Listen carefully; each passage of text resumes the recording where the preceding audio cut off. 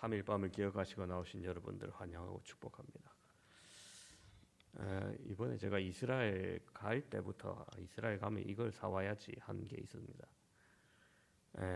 그 법궤 모형이랑 토라, 그러니까 창세기부터 신명기까지 유월절에 읽는 토라의 모형이 있어요.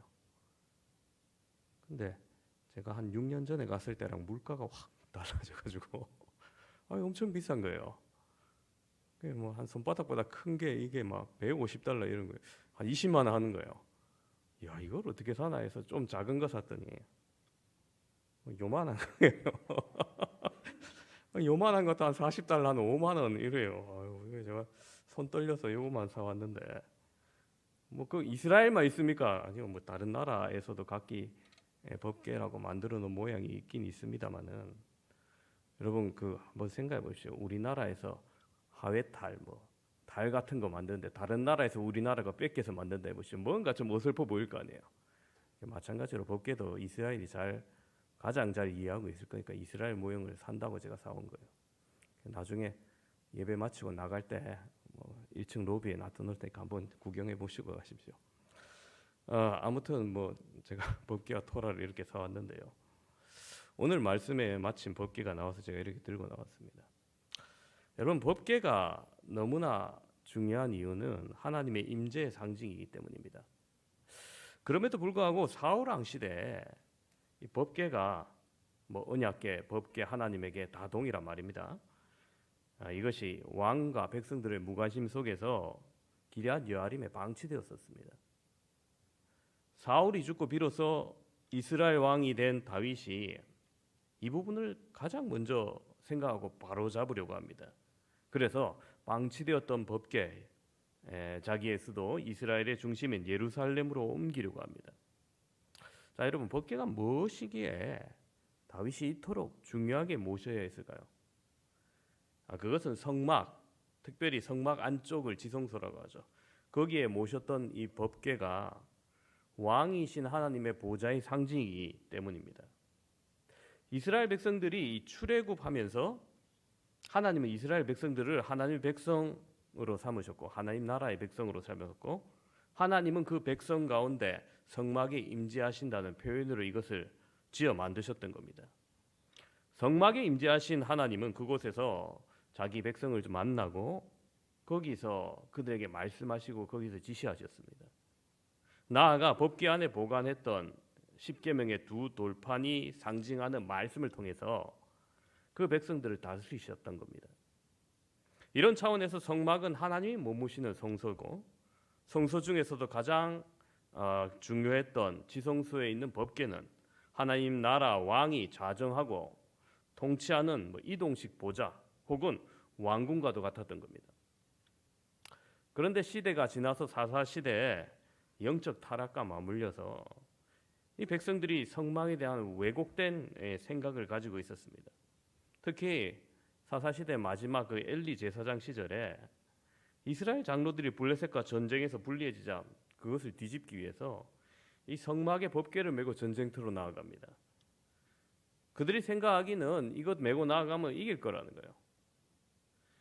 하나님과의 관계가 좋든 말든 어떻게 됐든 이 법궤만 있으면 하나님의 능력이 나타나서 전쟁을 이길 것이라 그렇게 생각했던 겁니다. 근데 여러분, 이것은 진정한 하나님을 의지하는 행동이라기보다는 그 하나님의 성물을 수단화해서 하나님을 이용하는 행위에 지나지 않습니다. 하나님은 그런 그들의 기대에 동참하지 않으시고 법궤는 아무런 능력이 나타나지 않고 이스라엘과 블레셋의 전쟁에서 참패하고 맙니다. 자, 그렇게 법궤는 블레셋 사람들의 손에 넘겨지게 됩니다. 그런데 여러분, 이게 하나님의 패배는 아니에요. 법궤가 블레셋에 들어가자 블레셋 안에서 재앙이 나타나기 시작합니다. 그들의 신전에 놔둬놨더니 다곤의 우상이 잘 서 있는 게 갑자기 쓰러져 있고 다음날 아침에 가보니까 목과 팔다리가 다 부러지고 이런 일이 발생합니다.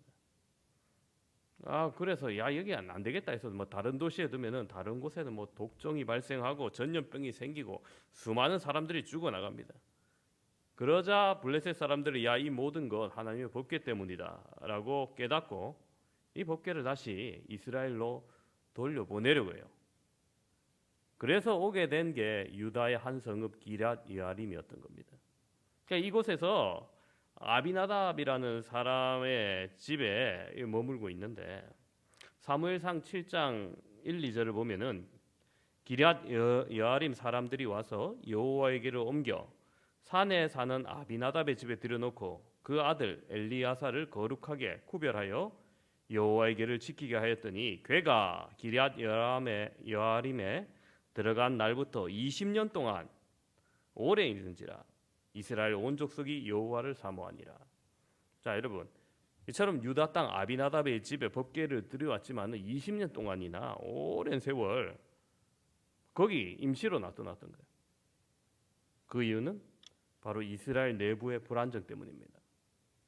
계속되는 전쟁, 사울 왕의 죽음, 다윗과 사울의 아들 이스보셋의 왕권 쟁탈전, 또한 블레셋과의 전쟁 등등의 이유를 통해서 하나님의 법궤는 그대로 방치되었던 거예요.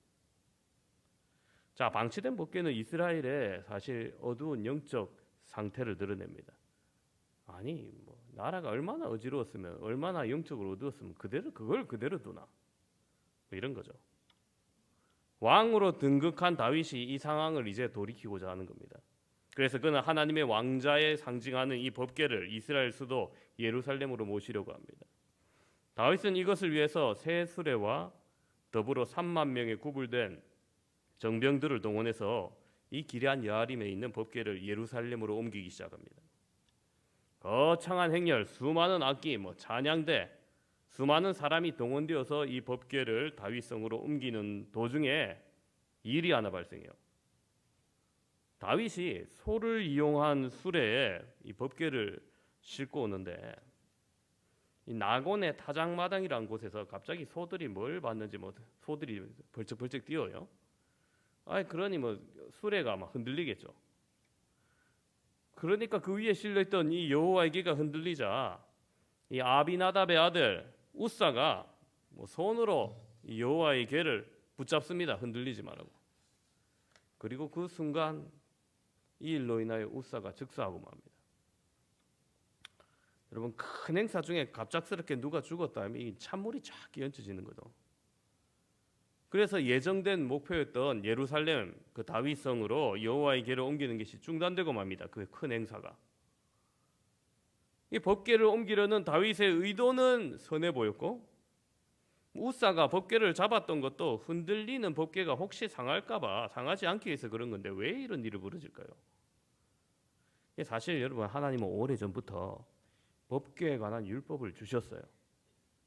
법궤 운반과 관련돼서 성물을 손에 대면 죽는다고 기술하면서 이러한 이유에서 율법은 법궤가 수레가 아니라 레위인의 어깨에 메어서 옮겨야 된다고 명시하고 있습니다. 민수기 4장 15절이 이렇게 기록합니다. 진영을 떠날 때에 아론과 그의 아들들이 성소와 성소의 모든 기구를 덮는 일을 마치거든. 덮어 움직이는 거죠. 고아 자손이 와서 맬 것이며, 자, 고아 자손이 어깨에 친히 올려야 되는 거예요. 레위 지파 중에 고아 자손들이. 그리고 성물을 만지지 말라 되어 있습니다. 그들이 죽으리라. 회막 물건에서 이것들은 고아 자손이 맬 것이며, 이렇게 기록되어 있습니다. 그렇습니다. 여러분, 매는 방법과 누가 매는지까지에 대해서 하나님 이미 다 말씀해 주셨다는 거예요. 그런데 안타깝게도 다윗이 이 율법의 가르침에 예의주시하지 않았던 겁니다. 새 수레와 3만 명의 정병을 동원하는 열심을 냈지만 하나님의 거룩성을 침범하여 그만 우사가 죽고 말았던 겁니다. 더하여 다윗은 이 하나님의 뜻과 주권보다 자기의 의지를 더욱더 앞세우는 우를 범했던 겁니다. 여러분, 중요한 일을 앞두고 늘 기도했던 다윗이 정작 이 법궤를 옮기는 일 앞에서 하나님의 뜻을 물어보지 않았어요. 당연히 하나님 좋아하시겠지. 짐작이 앞섰던 거예요. 뿐만 아니라 하나님의 인도를 기대하기보다는 자기들이 주도하려고 했습니다. 이처럼 다윗은 하나님의 방법대로가 아니라 자신의 방법을 써서 하나님의 법궤를 옮기려고 하였고 그 결과 아비나답의 아들 우사가 죽임을 당하고 하나님의 법궤 옮기는 일도 실패하고 말았던 겁니다. 자, 그렇다면 여러분, 왜 다윗이 궤를 메어서 옮기지 않고 수레에 실어서 옮기려 했을까요? 왜 그랬을까요? 몇 가지 추측을 해볼 수 있습니다. 하나는 새 수레에 하나님의 궤를 실어 옮기면은 그것이 더 하나님을 위한 길이라고 생각했을지도 모릅니다. 아무래도 사람이 메어서 옮기면 좀 느릴 수 있고 사람마다 호흡이 딱딱 안 맞춰지면은 이게 또 법궤가 한쪽으로 기울여서 상할 수도 있다, 그렇게 생각했을지 모르겠죠. 또 하나는 여러분, 메어서 옮기는 방법보다는 수레에 실어서 옮기는 방법이 훨씬 덜 힘들고 그죠? 효율적이라고 생각했을 것입니다. 시간도 더 절약된다고 생각했을지 몰라요. 또 다른 가능성 하나는 전에 블레셋에서 이스라엘로 법궤를 탈취해서 운반하고 다시 이스라엘로 돌려보낼 때 그들의 사용 방법이 새 수레로 소가 물어서 법궤를 베스메스로 보냈던 겁니다. 근데 여러분, 이 블레셋의 방법대로 그대로 따라한 경우라면 말씀에 너무 무지했던 거죠. 실제로 이게 제일 정답일 가능성이 높습니다. 여러분, 우리가 여기서 깊이 생각해야 될 것이 있어요.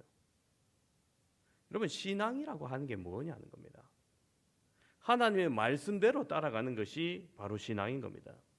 내 생각이 아무리 훌륭한 것 같아도, 내가 생각한 방법이 아무리 좋고 효율적이라 할지라도, 혹 이전에 그렇게 했다 할지라도, 여러분, 하나님께서 말씀하셨으면 그대로 따라가야 하는 것, 이게 신앙의 본질이라는 거예요. 사도 바울은 고린도전서 4장 6절에 이렇게 기록하고 있습니다. 형제들아, 내가 너희를 위하여 이 일을 나와 아볼로를 가지고 본을 보였으니 이는 너희로 하여금 기록한 말씀 밖에 넘어가지 말라 한 것을 우리에게서 배워 서로 대적하여 교만한 마음을 먹지 말게 하리 함이라. 자, 여러분, 그렇습니다. 기록한 말씀 밖에 넘어가지 말라. 이 대목이 중요한 거죠. 내 생각이 아무리 훌륭한 것 같아도 말씀 밖으로 넘어가는 것, 이미 신앙이 아니라는 거예요. 그저 하나님께서 말씀하셨으면 무슨 이유가 있겠거니 여기고 그 말씀대로 준행하는 것, 이게 올바른 신앙이라는 겁니다. 다윗은 하나님께 무언가를 해드린다고 생각했을지 모릅니다. 따라서 진정한 왕이신 하나님은 다윗에게 이 사건을 통해서 교훈하셔야 했습니다. 하나님이 정한 방식을 따르는 것과 하나님이 어떤 분인지 바로 아는 것의 중요성을 이 사건을 통해서 다윗에게 깨닫게 하시는 겁니다.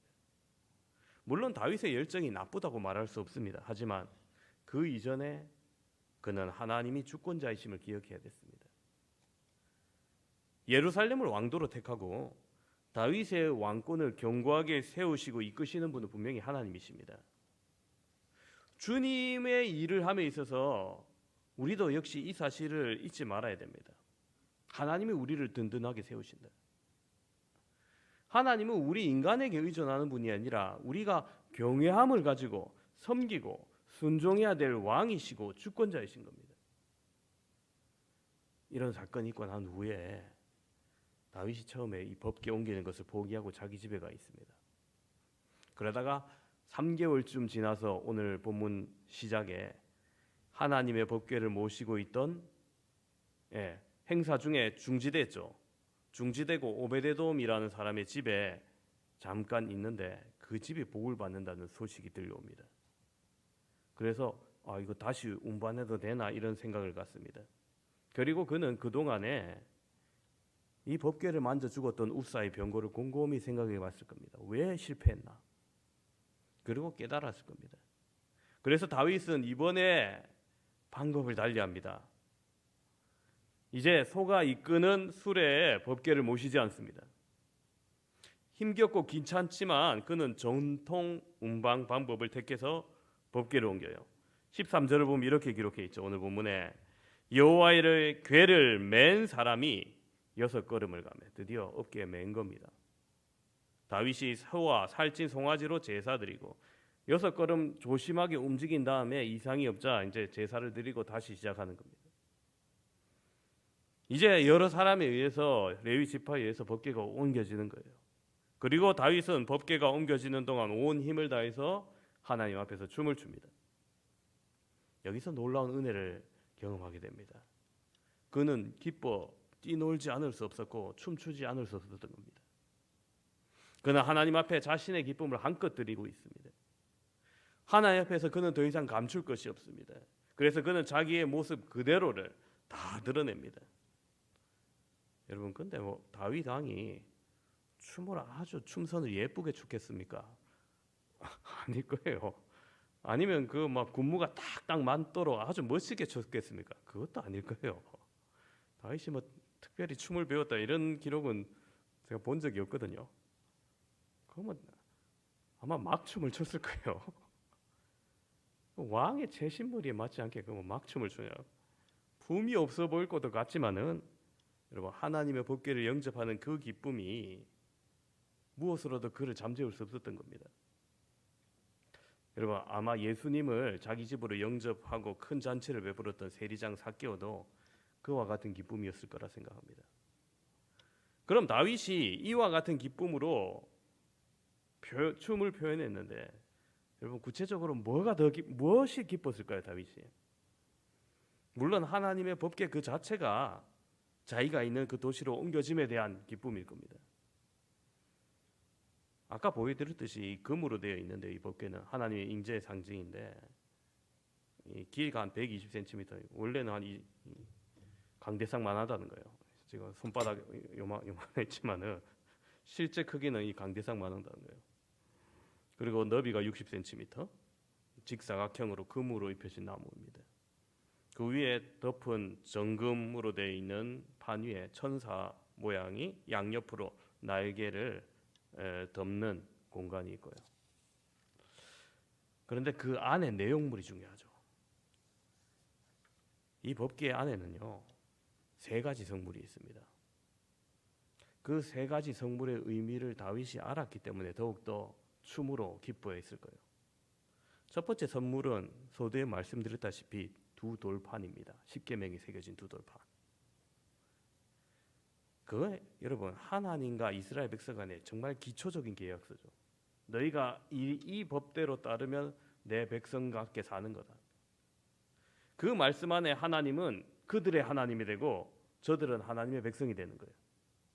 이제 다윗은 이것을 모셔들은 겁니다. 왜냐하면 하나님을 모신다는 것, 바로 그분의 말씀을 인정하고 받아들이는 것을 의미하기 때문입니다. 다윗은 주님의 말씀을 가까이 하며 그 말씀을 마음에 새기고 그 말씀을 즐거워하고 그 말씀에 따라 사는 생이 얼마나 복된 생인가를 알고 있었던 겁니다. 그는 말씀이 가까우고 있다, 하나님의 임재가 가까워 있다, 이게 기뻐서 어쩔 줄 몰랐던 겁니다. 여러분, 오늘 우리는 어떻습니까? 하나님의 말씀을 그렇게 사모하고 즐거워합니까? 시편 1편 기자는 그게 복된 인생이라고 말하죠. 반대로 하나님의 말씀을 멀리하고 소홀히 하며 말씀과 무관한 삶을 살아가는 자, 불행한 인생이라고 말하고 있습니다. 말씀은 이스라엘 되게 하는 기준입니다. 이스라엘이 하나님의 뜻을 잃어버리고 방황할 때 저들이 다시 하나님의 백성으로 돌아오게 하는 것, 바로 말씀인 겁니다. 그것이 언제나 저들의 삶의 기준이 되었고 그들을 새롭게 했던 겁니다. 여러분, 구약에서 특별히 어려워하는 부분이 열왕기서들을 굉장히 어려워하더라고요. 무슨 왕이 이름이 다 비슷비슷하고 다 어렵고 막 해가지고 어려워하던데, 여러분 정말 우리가 기억해야 될 선한 왕은 유다 왕 중에 몇 왕밖에 없어요. 한 네다섯 왕 조금 선한 일을 한 거예요. 아니 근데 이 유다의 선한 왕들 하나같이 하나님의 말씀으로 기억을 한 거예요. 그로 인해 이스라엘 백성들이 하나님의 은총을 받았던 겁니다. 다윗은 시편 119편에서 우리가 한평생 사모해야 될 것, 주의 말씀임을 선포합니다. 주의 말씀이 내 발의 등이요 내 길의 빛이다고 말합니다. 우리의 인생에 빛을 비춰주는 거라는 겁니다. 다윗은 그 말씀이 자신에게 다가옴을 기뻐했던 겁니다. 이게 자유를 얽매이는 구속이 아니고요, 올무가 아니고요, 우리에게 진정한 자유를 가져다 주는 은혜의 선물인 겁니다. 비록 가증한 죄를 범했다 할지라도 그가 하나님의 긍휼을 입었던 것, 말씀과 함께 사는 삶인 줄 알았기 때문이에요. 사랑하는 성도 여러분, 더욱더 말씀을 가까이 하는 신앙생활 하시길 바랍니다. 거기가 바로 개혁의 출발점입니다. 말씀이 바로 우리의 생활의 중심이 되어야 됩니다. 여러분, 우리가 먹지 못하면 힘을 못 쓰고 쇠약해 가듯이 하나님의 말씀을 먹지 못하는 우리는 영혼이 쇠약해져 가고 무기력해질 수밖에 없습니다. 다른 무엇보다도 여러분, 말씀에 더욱더 깊은 관심을 쏟고 사시기를 축원합니다. 두 번째로 법궤 속에 뭐가 담겨 있냐면요, 만나가 담긴 항아리가 있어요. 이거는 곧 공급하시는 하나님이 다윗에게 다가옴을 의미하는 겁니다. 이스라엘 백성들이 40년 광야 생활 동안 농사 하나 짓지 않고 저들 모두 먹고 살 수 있었던 것, 바로 하나님의 공급하시는 만나와 메추라기 은총 때문입니다. 이번에 갔을 때 요르단 남부 쪽으로 출애굽 여정길을 좀 갔는데 그 길 하루 가니까 하나같이 우리 장로님 권사님들이 다 물어요. 이거 왜 이래 척박하냐고, 뭐 풀 한 포기 나무 한 그릇 구하냐고. 그래요, 원래 그 땅이 그래요. 출애굽한 게 먹을 거 하나 없습니다. 근데 거기에 뭐 사흘은커녕 하루도 잘 버티기 어려운데 어떻게 그 40년을 먹고 살합니까? 하나님의 공급하심이 있기 때문에 그 땅에서 먹고 살았던 거예요. 그러므로 여러분, 만나가 담긴 항아리, 하나님의 인도와 도우심, 채우심의 상징인 겁니다.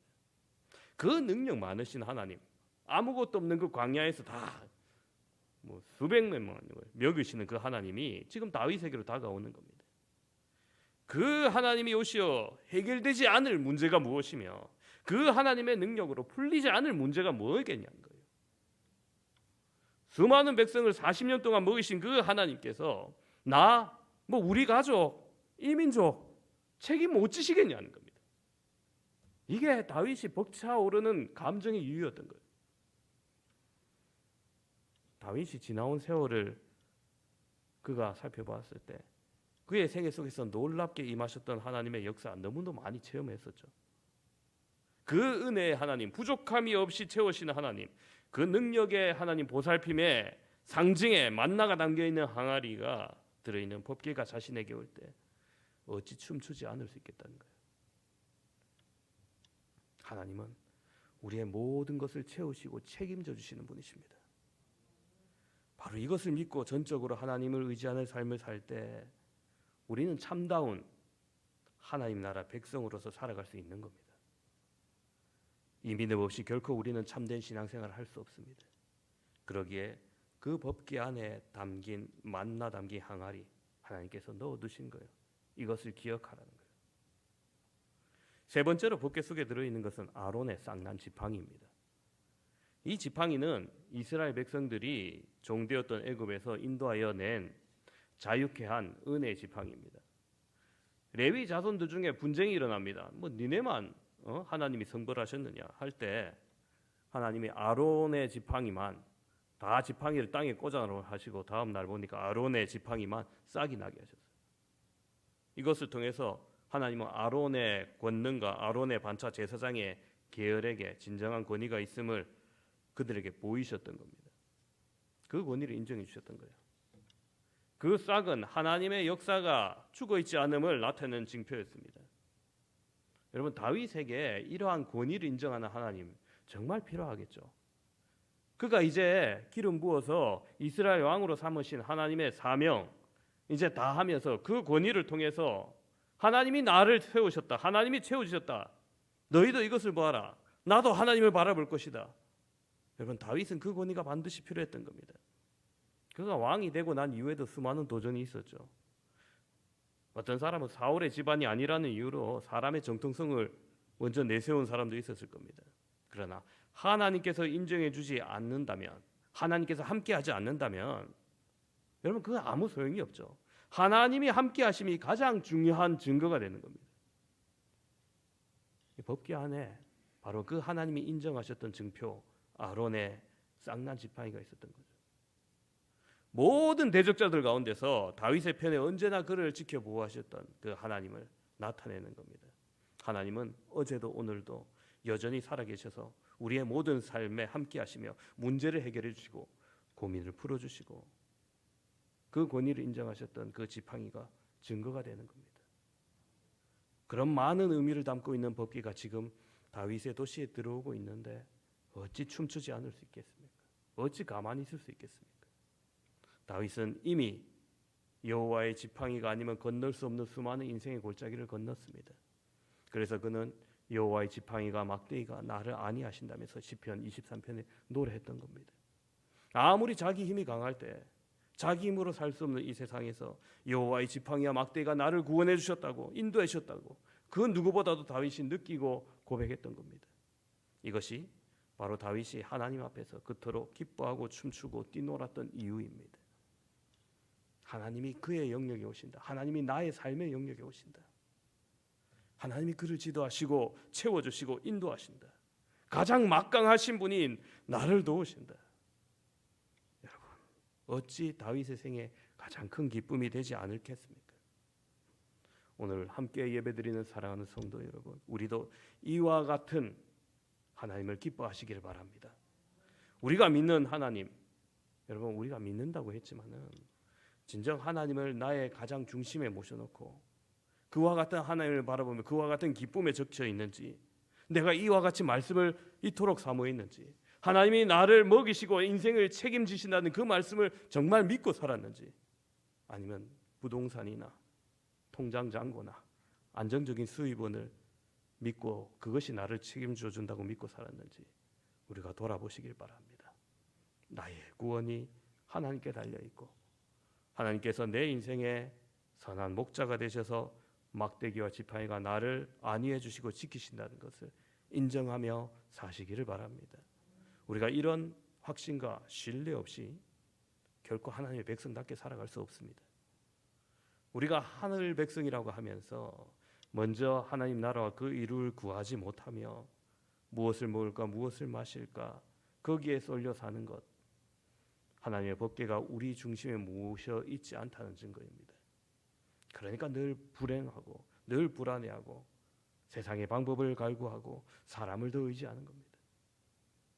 다윗에게로 향하던 그 하나님의 법궤가 오늘 우리에게 다가올 때, 하나님의 그 임재가 다가올 때 여러분 어떻게 맞이하시렵니까? 우사처럼 내가 이것을 진정히 지키겠다는 교만으로? 아닙니다. 혹은 다성에 젖어서? 아닙니다. 미갈처럼 겉모습을 보고 업신여기며 멸시하는 태도도 아닙니다. 정말 다윗처럼 기쁨으로 감사함으로 즐거움으로 맞이하시길 바랍니다. 정말 하나님이 나와 함께 하심이 이 세상에 그 무엇보다도 기쁘다는 그 의식으로 춤을 추고 맞아야 됩니다. 다윗을 비웃었던 미갈은 이로 인해 하나님 앞에 벌을 받고 맙니다. 23절을 보면 미갈이 하나님 앞에서 기뻐 뛰었던 다윗을 업신여긴 그 일로 인해 죽는 날까지 자식이 없었다 이렇게 기록하고 있어요. 여러분 우리의 마음이 하나님을 경배하는 사람을 바라보면 삐뚤어지지 않아야 돼요. 시기하지 않아야 돼요. 주님 보시기에 순수하고 바르고 진실해야 된다는 겁니다. 하나님은 중심을 보는 분이십니다. 그러기에 불손한 의도를 가지고 손을 대었던 우사도 화를 당하고 심중에 비웃었던 미갈도 화를 당하는 겁니다. 여러분 정확한 이유는 알 수 없지만 어쩌면 미갈의 질투는 다윗이 자신에게 평소 했던 행동에 비추어 너무 뜻밖이었을지도 몰라 그랬을 것 같습니다. 미갈은 다윗이 자신의 앞에서 저런 기쁜 모습을 본 적이 없었을 거예요. 자신을 아내로 맞을 때도 저렇게까지 기뻐 흥겨워 춤을 추지 않았을 건데 뭐 어쩌면 그게 좁은 소견에 섭해질지도 모르겠죠. 그러나 그녀는 다윗의 중심을 보지 못했습니다. 여호와로 말미암아 기뻐하는 것을 알지 못했습니다. 여러분 삐뚤어진 시선을 보다가 결국에는 하나님의 진노를 당하고 만 겁니다. 사랑하는 성도 여러분, 우리의 진정한 개혁은 우리의 속사람이 하나님 보시기에 아름답게 변해가는 겁니다. 그러기 위해서 여러분 오늘 말씀을 기억하시면서 하나님이 내게 나오시는 것을 기뻐 맞아야 됩니다. 내 인생의 지도가 되는 말씀을, 하나님께서 돌보시는 돌보심에 상징하는 그 만나를, 하나님의 인도하심과 능력과 권위를 상징하는 그 지팡이, 바로 그와 같은 것들이 우리의 어제와 오늘과 내일을 책임지는 하나님을 우리가 더욱더 기대하고 믿고 기쁨으로 맞아야 된다는 겁니다. 그럴 때 우리도 다윗처럼 진심 어린 기쁨의 춤을 하나님 앞에서 출 수 있으실 겁니다. 오늘 다윗이 맛보았던 이 기쁨, 여러분 안에도 더욱더 차오르길 소망하면서 주님으로 인해 감사하고 주님으로 인해 기뻐하고 주님으로 인해 더욱더 즐거워하며 아름다운 신앙생활 감당하시는 우리 모든 성도 되시기를 주님의 이름으로 축원합니다.